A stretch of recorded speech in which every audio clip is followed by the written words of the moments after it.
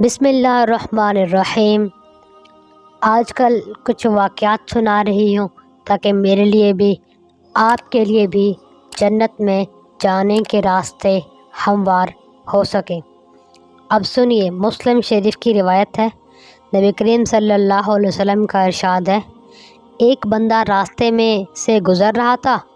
اس نے راستے کے کنارے ایک درخت کی شاخ کو دیکھا جو راستے کے اوپر پھیل گئی تھی اور مسافروں کے لیے پریشانی کا باعث بن رہی تھی۔ اس نے کہا کہ میں اس کو کاٹ دوں تاکہ یہ مسلمانوں کے راستے سے ہٹ جائے اور ان کو تکلیف نہ پہنچائے۔ اس کے کاٹنے کی وجہ سے اللہ رب العزت نے اس بندے کو جنت عطا فرما دی۔ سبحان اللہ۔ آپ بھی جب راستے سے گزر رہے ہیں، آ رہے ہیں، جا رہے ہیں تو کوئی بھی تکلیف دہ چیز پڑی ہوئی ہے، آپ کو لگے کہ یہ کسی کو تکلیف کا باعث ہے تو آپ اس کو ہٹا دیجیے۔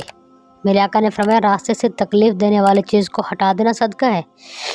اگر آپ اس کو ہٹا دیں گی، ہو سکتا ہے آپ کا وہ عمل اللہ کو پسند آ جائے اور اللہ تعالیٰ اس کے بدلے آپ کی بخشش فرما دے۔ میری باتیں سننے کا شکریہ۔